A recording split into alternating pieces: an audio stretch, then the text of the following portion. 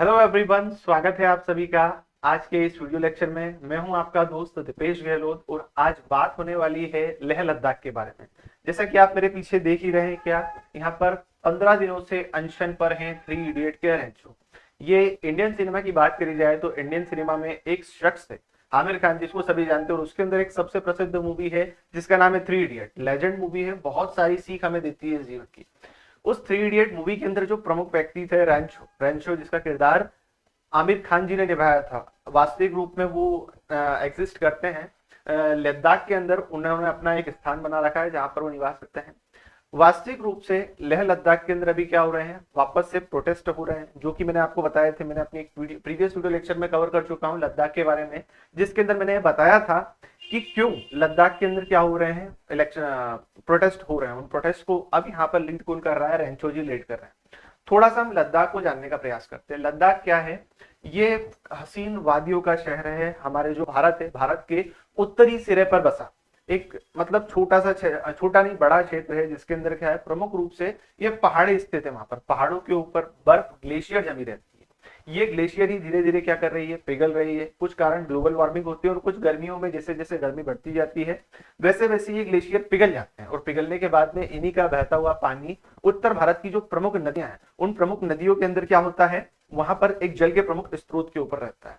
अभी फिलहाल यहाँ पर जो लेह लद्दाख है उसके अंदर डिमांड क्यों हो रही है, प्रोटेस्ट क्यों हो रहा है, उसको थोड़ा समझने का प्रयास करेंगे। पर उसके पहले लेह लद्दाख क्या है इसको जान लेते हैं। जैसा कि हम सभी जानते हैं, धारा 370 यहाँ पर अगस्त 2019 के अंदर हटी थी। अगस्त 2019 में यहाँ पर जैसी धारा 370 हटी थी, यहाँ पर पूरे क्षेत्र को दो भागों में बांट दिया था। ये नीचे वाला क्षेत्र है, इसे जम्मू कश्मीर कहा जाता है। जम्मू कश्मीर के क्षेत्र के अंदर क्या होता था, यहाँ पर उसे पूरी विधानसभा यहाँ पर बना के दे दी गई। पर जो ऊपर वाला का क्षेत्र है, जिसे लेह लद्दाख या फिर कारगिल का क्षेत्र बोला जाता है, कारगिल के क्षेत्र के अंदर केंद्र शासित प्रदेश क्या कर दिया, इसे घोषित कर दिया। फिलहाल यहाँ के जो लोग हैं, इतनी भारी संख्या में, जैसे आप पीछे देखिए, ये इतनी हजारों की संख्या में भीड़ एकत्रित हुई है प्रोटेस्ट के लिए। इनकी प्रोटेस्ट का एक प्रमुख कारण यहाँ पर देखने को मिलता है कि ये लोग डिमांड कर रहे हैं कि हमें सिक्स्थ शेड्यूल में डाल दिया जाए। ठीक है, सिक्स्थ शेड्यूल क्या होती है, इसके संबंध में मैंने अपनी प्रीवियस वीडियो लेक्चर में भी क्या कर दिया है, यहाँ पर एक्सप्लेन कर दिया है। पर फिर भी यहाँ पर मैं आपको धीरे धीरे बताऊंगा। ये रेंचो जी का ट्वीट है। ट्वीट क्या है, लद्दाख की आखिरी मन की बात, 3 फरवरी saw Ladakh biggest event rally for the restoration of the democracy safeguard under sixth schedule. इन्होंने बोला है कि हमें क्या चाहिए, सिक्स्थ शेड्यूल के अंदर सेफगार्ड चाहिए। यहाँ पर डेमोक्रेसी का रिस्टोरेशन की मांग कर रहे हैं। तो सर अभी वहां पर डेमोक्रेसी नहीं है क्या, अभी वहां पर लोकतंत्र नहीं है क्या? ये इसको समझने का हम प्रयास करेंगे। जैसा कि मैंने आपको बताया कि 2019 के अंदर जैसे ही इन्हें दो भागों में बांट दिया, तो वहां पर जम्मू कश्मीर को तो क्या मिल गई, विधानसभा मिल गई, पर इन्हें केंद्र शासित प्रदेश के अंदर ला दिया और यहाँ पर केवल एक ही लोकसभा की सीट मिलती है। पहले क्या होता था, जब ये पूरा का पूरा जम्मू कश्मीर का पार्ट हुआ करता था, तो जम्मू कश्मीर के अंदर ये क्या करते थे, विधानसभा में अपनी मांगों को लेकर जाते थे। पर धीरे धीरे क्या हुआ, यहाँ पर जो परिवर्तन हुआ, उस परिवर्तन के फलस्वरूप क्या हुआ, इन्हें अपनी मांगों को रखने के लिए अब कोई व्यक्ति नहीं मिल रहा। वहां पर कौन है, वहां पर वही एक आईएएस अधिकारी है, या फिर बोले तो शासन प्रशासन के व्यक्ति है। वहां पर लोकतंत्र जैसी स्थिति वहां पर देखने को नहीं मिलती है। यहाँ पर वांगचुक जी ने अपना सेकंड स्टेटमेंट और दिया है। क्या ये बोल रहे हैं कि activist call for border march in the Ladakh to mark land loss to China. ये क्या बोल रहे हैं कि हम यहाँ पर प्रोटेस्ट तो कर ही रहे, 15 दिन के अनशन पर वो बैठ चुके, 15 दिन से ऊपर का समय हो चुका है, पर अब वो बोल रहे हैं हम अपने जो प्रोटेस्टर हैं उन प्रोटेस्टर के साथ वो वाला क्षेत्र है, चाइना का अक्साई चीन वाला क्षेत्र, अक्साई चीन जिसके अंदर क्या हुआ है, जिसको चाइना ने अपनी तरफ से कब्जा कर रखा है, हम वाले क्षेत्र में प्रोटेस्ट करने जाएंगे। हम भारत की जनता को दिखाएंगे कि किस तरीके से चाइना ने क्या कर रखा है, एक पर्टिकुलर क्षेत्र को कब्जा रखा है, भारत सरकार इसके लिए कोई काम नहीं कर रही। तो देखिए, ये जो आमिर खान है, आमिर खान का किरदार निभाने वाला है ये व्यक्ति है, जिनका नाम क्या है, सोनम वांगचुक। अब यहाँ पर इनकी प्रमुख मांगे क्या थी, इस मांगों को थोड़ा सा देख लेते हैं। लगभग कड़ाके की ठंड में बैठकर ये क्या कर रहे हैं, प्रोटेस्ट कर रहे हैं। इनकी कुछ विशेष मांगे जैसे क्या है, लद्दाख को संविधान की 6ठी अनुसूची में शामिल कर लिया जाए। 6ठी अनुसूची में क्यों शामिल कर लें, तो ये अपनी तरफ से डिमांड करते हैं कि हम भी आदिवासी ट्राइब के अंदर आते हैं, और जो सिक्स्थ शेड्यूल है वो आदिवासी ट्राइब को क्या करती है, एक तरीके से इम्यूनिटी देती है, उन्हें कुछ विशेष अधिकार देती है। तो हमें भी क्या दो, विशेष अधिकार दो, क्योंकि हम भी क्या है, आदिवासी या बोले तो क्षेत्रीय जनजातियां। आगे लद्दाख को ये बोल रहे हैं कि पूर्ण राज्य का दर्जा दो। जैसे आपने क्या दे रखा है, जम्मू कश्मीर को दर्जा दे रखा है। वो अपने फैसले खुद लेते हैं, वे अपने अनुसार सब कार्य करते हैं, पर हमें अपने अनुसार कार्य करने का मौका नहीं मिल रहा है। हमारे ऊपर शासन प्रशासन के व्यक्तियों द्वारा किया जा रहा है। तीसरी इनकी प्रमुख मांग थी कि अलग से इनके लिए लोक सेवा आयोग की क्या स्थापना की जाए।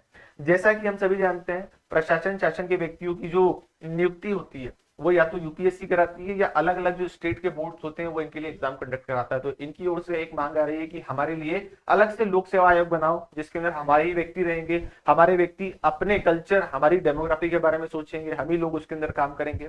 ठीक है, आगे इन्होंने बोला है कि लद्दाख में जो लोकसभा की सीट है उन लोकसभा की सीट को एक से बढ़ाकर कितना कर दो, 2 कर दो।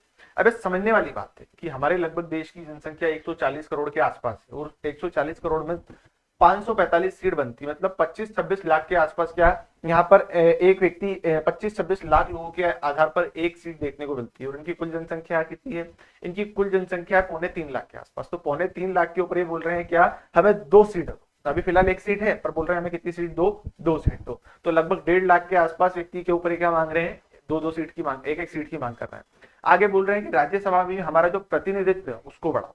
तो ये इनकी प्रमुख मांगे है। 6th शेड्यूल क्या है, तो 6th शेड्यूल भारत के अंदर जो 4 राज्य उनको क्या देता है, स्पेशल इम्यूनिटी देता है, जिसके अंदर मेघालय, मिजोरम, त्रिपुरा और यहाँ पर क्या है, असम। इन राज्यों में क्या होता है, अगर कोई भी इनको निर्णय लेना पड़ता है तो निर्णय लेने के लिए इन्होंने क्या बना रखी है, अपनी तरफ से काउंसिल बना रखी है, ऑटोनोमस काउंसिल और ऑटोनोमस डिस्ट्रिक्ट काउंसिल, जो क्या करती है, अपने क्षेत्रीय निर्णय प्रमुख रूप से अपने आधार पर लेती है, अपनी जनजातियों के हिसाब से लेती है, उनके हितों को ध्यान में रखकर लेती है। यहाँ पर जैसे कि मैंने आपको बता दिया, लद्दाख के लोगों ने क्या करा है, लद्दाख के लोगों ने यहाँ पर गृह मंत्री और अलग अलग तरीके से क्या करा है, प्रोटेस्ट करा है और यहाँ पर अपनी बात रखने का प्रयास करा। ठीक है, अब थोड़ा और आगे बढ़ते हैं तो इसके अंदर मैं बता देता हूं कि इन्होंने यहाँ पर और विशेष मतलब बात क्या की। ठीक है, तो सोनम वांगचुक है, उन्होंने ये जो स्थानीय मैंने आपको जो मुद्दे बताए, इन मुद्दों के अलावा भी और एक प्रमुख मुद्दा यहाँ पर छेड़ दिया, उसका नाम क्या है, क्लाइमेट फास्ट। ये बोल रहे हैं कि भैया यहाँ पर जो क्या हो रहा है, प्रोटेस्ट हो रहा है, वो प्रोटेस्ट में नॉर्मली 6 मांगों को तो लेकर कर रहा हूं, पर यहाँ पर विशेष रूप से मेरा जो तर्क है वो क्लाइमेट चेंज के हिसाब से। जब क्लाइमेट चेंज को थोड़ा सा समझने का प्रयास करते हैं, क्लाइमेट चेंज होता है, जैसा कि मैंने आपको बता दिया है, यहाँ पर क्या हुआ है, बहुत लंबे समय से लोग आ रहे हैं, जा रहे हैं। आपने भी देखा होगा, लद्दाख, लेह लद्दाख की ट्रिप होती है, बड़ी बड़ी गाड़ियां आती हैं, लोग टूरिस्ट के रूप में घूमने जाते हैं। और जब यहाँ पर टूरिस्ट के रूप में लोग घूमने जाते हैं तो वहां पर क्या होता है, प्रदूषण होता है। जैसा ये कह रहे हैं, पूरे भारत में प्रदूषण तो होता ही, सिर्फ लद्दाख में प्रदूषण होता है। लद्दाख में प्रदूषण होता है और वहां पर जो आप क्या होगा, प्रदूषण होगा, धुआं निकलेगा, तो उसके जो कार्बन पार्टिकल्स वो यहाँ के जो क्या होंगे, ग्लेशियर से ऊपर जाकर जम जाएंगे। ग्लेशियर के ऊपर जाकर ये जम जाएंगे तो उससे क्या होगा, काले कलर के कार्बन के पार्टिकल सूर्य की ज्यादा किरणों को अवशोषित करेंगे। सूर्य की ज्यादा किरणें अवशोषित होगी तो उससे क्या होगा, यहाँ पर पानी जो ग्लेशियर के रूप में बर्फ धीरे धीरे पिघल कर क्या हो जाएगी, बह जाएगी। नदियों का जलस्तर बढ़ जाएगा, जिससे बाढ़ आ जाएगी। और साथ ही साथ हमारे यहाँ की जो पूरी डेमोग्राफी पूरी तरीके से क्या हो जाएगी, डिस्टर्ब हो जाएगी। तो एक तरीके से ये बोल रहे हैं कि भैया यहाँ पर अगर आप क्या कर रहे हैं, आ रहे हैं यहाँ पर किसी प्रकार से कोई काम कर रहे हैं तो उसको क्या कर दो, बंद कर दो। ठीक, यहाँ पर जो गवर्नमेंट है, गवर्नमेंट ने बात करी है कि यहाँ पर वो 13 गीगावाट के हिसाब से क्या करने वाले हैं, कुछ इलेक्ट्रिक पैनल को, यहाँ पर सोलर पैनल को लगाने का बोल रहे हैं कि यहाँ पर अलग अलग तरीके से फैक्ट्री बनेगी, डेवलपमेंट होगा। तो डेवलपमेंट के कामों के लिए क्या होता है, पेड़ों को काटा जाता है। पेड़ों को काटा जाता है तो पेड़ों को काटने के बाद क्या होता है, वहां पे उद्योग की स्थापना कराई जाती है। अब उद्योग की स्थापना हुई तो ऑब्वियसली वहां पर प्रदूषण तो होगा। तो ये बोल रहे हैं इस प्रकार के किसी प्रकार के उद्योग की आप प्लानिंग कर रहे हो तो उस उद्योग की प्लानिंग लद्दाख में नहीं हो सकती, क्योंकि लद्दाख में फिर बर्फ पिघलेगी, यहाँ पर कार्बन पार्टिकल उत्पन्न होंगे और उससे फिर पानी यहाँ पर बह जाएगा और हमारा जो डेमोग्राफी यहाँ पर बिगड़ जाएगी, एटमॉस्फेयर बिगड़ जाएगा। अब समझने वाली बात है कि आज से जो आज विकसित देश कहलाते हैं, विकसित देशों ने ये जो काम है बहुत पहले ही कर लिया। उनके द्वारा जो किया गया क्या है, यहाँ पर काम है, जो उन्होंने अपनी तरफ क्या करा है, डेवलपमेंट करा है, इंडस्ट्रियल रेवोल्यूशन करा है, उन्होंने एक समय पर भारी प्रदूषण कर दिया है। अब हमारे भी क्या करना है, डेवलप करना है, और हमें डेवलप करना है तो इस प्रकार के काम तो हमें करने पड़ेंगे। हमें कहीं ना कहीं तो फैक्ट्री लगानी पड़ेगी, नहीं तो क्या होगा, हम मार्केट से चीजें लेके आएंगे, विदेशी मार्केट से, तो हमारा पैसा बाहर निकल जाएगा। जो ड्रेन एक थ्योरी चलती है जिसको क्या बोलते हैं, भारत से पैसा जाने की क्रिया, जिसके अंदर आप बाहर से प्रोडक्ट लाते हैं और अपना पैसा बाहर लेकर जाते हैं। और इससे बचना है, ठीक है, तो आपको क्या करना पड़ेगा, अपने यहाँ उद्योग धंधों की स्थापना करनी पड़ेगी। राजस्थान में जाए, कहीं भी जाए, तो प्रमुख रूप से समस्या ये उत्पन्न होती है कि पेड़ों को काटना पड़ेगा, जमीन को खाली करनी पड़ेगी। तो यहाँ पर इस बात का इनकी तरफ से क्या करा जा रहा है, विरोध करा जा रहा है।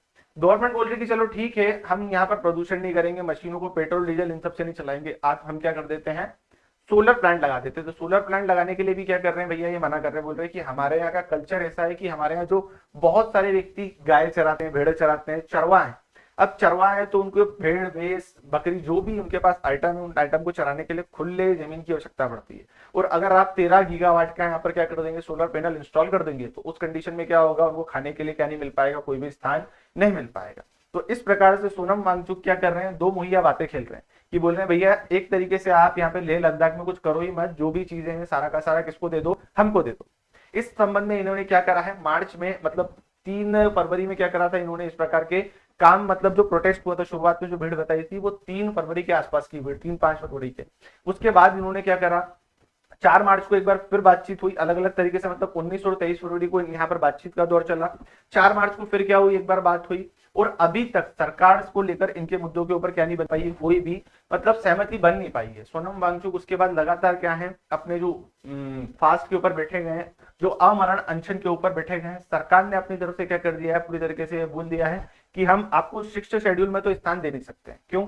क्योंकि अभी फिलहाल की स्थिति ऐसी है, अभी क्या है, भारत देश के अंदर चुनाव होने वाले हैं, सभी जगह आचार संहिता है, और हम किसी प्रकार के अभी चुनावी वादे आपको करेंगे नहीं, और चुनावी वादे कर दिए तो दिक्कत किसके लिए हो जाएगी, हमारे लिए हो जाएगी। और भी क्षेत्र हैं, और भी केंद्र शासित प्रदेश है, वो सभी केंद्र शासित प्रदेश कल को खड़े हो जाएंगे कि भैया हमें भी क्या दे दो, दादर दमन दीव पांडिचेरी सब क्या बोलेंगे, हमें भी विधायिका दे दो, हम भी क्या बनाना चाहते हैं, राज्य की श्रेणी में आना चाहते हैं। तो इस प्रकार यहाँ पर सरकार ने इन्हें 6th शेड्यूल का तो मना करा है, पर बोला है कि हम आपको धारा 371 के अंदर क्या दे देंगे, जगह दे देंगे। धारा 371 लगभग लगभग अपने अंदर 11 राज्यों को यहाँ पर प्रकट करती है। 11 राज्यों को स्पेशल इम्यूनिटी मिली है, जिसके अंदर उन्हें कुछ विशेष अधिकार दिए जाते हैं। तो लगभग लगभग 11 राज्य हैं जो धारा 1971 के अंदर आते हैं। ये इस प्रकार से 1971 क्या 371 के अंदर आते हैं, सॉरी माफ करिएगा, 371A 371B C D F G करके यहाँ पर क्या है, अलग अलग जो क्षेत्र है उन क्षेत्रों को क्या करी गई है, इम्यूनिटी दी गई। अब यहाँ पर जैसी धारा 371 आ जाएगी तो उसके अंदर क्या है, क्षेत्रीयता को तो बढ़ावा मिलेगा, और लगभग लगभग यहाँ के जो क्षेत्रीय कार्य हैं उन क्षेत्रीय कार्यों में यहाँ के युवाओं को 80% तक क्या मिल जाएगा, रिजर्वेशन मिल जाएगा। पर ये पूरे राज्य में लागू नहीं होगी, केवल जो स्थानीय और जनजातीय स्तर के अंदर लागू होगी, जिससे क्या होगा, यहाँ पर लोग अपना जो एरिया है, अपने कल्चर को क्या कर पाए, प्रोटेक्ट कर पाए। सोनम वांगचुक जी ने अगला जो भाषण दिया, उन्होंने बोला है कि हम हमारे एक्टिविस्ट को कहां लेकर जाएंगे, हम अपने एक्टिविस्ट को जो चाइना का वो वाला, हमारा भारत का वो वाला हिस्सा जहां पर चाइना ने क्या कर रखा है, कब्जा कर रखा है, वहां लेके जाएंगे।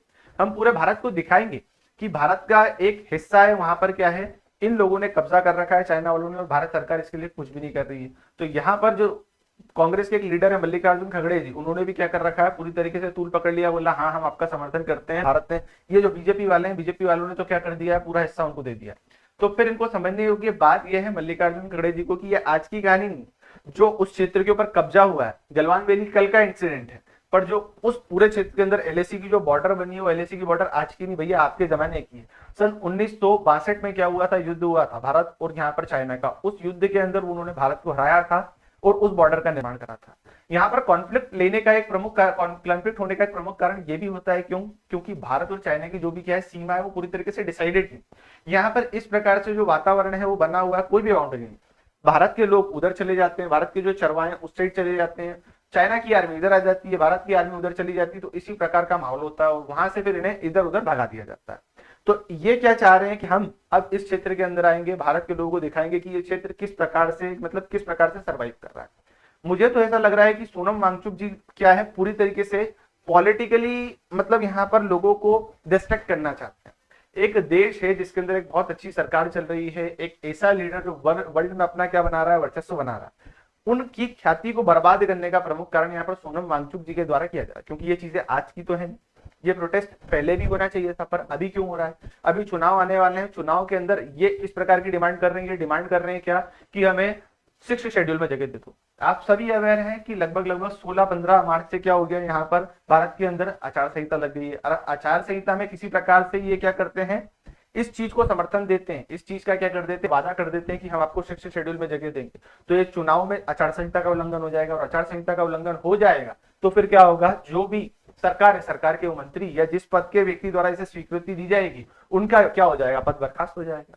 दूसरी बात यहाँ पर क्या है, अगर इस बात को स्वीकृति नहीं मिल रही है तो ये इस तरीके से उसको रिप्रेजेंट कर रहे हैं कि यहाँ पर देखिए लेह लद्दाख के लोग कितने परेशान हैं, इनके ऊपर कितनी बड़ी गहरी परेशानी है। ये बताएंगे कि देखिए यहाँ पर जो चाइना ने क्या कर रखा है, भारत के जो इतने बड़े क्षेत्र के ऊपर कब्जा कर रखा है, मतलब पूरी तरीके से ये सरकार को घेरने के लिहाज में। एक तरीके से अगर आप देंगे तो भी आप गहरा जाएंगे, अगर आप नहीं देंगे तो हम प्रोपेगेंडा बना देंगे कि लद्दाख तो क्या है, यहाँ पर बहुत बड़ी बड़ी मुसीबतों में जी रहा है।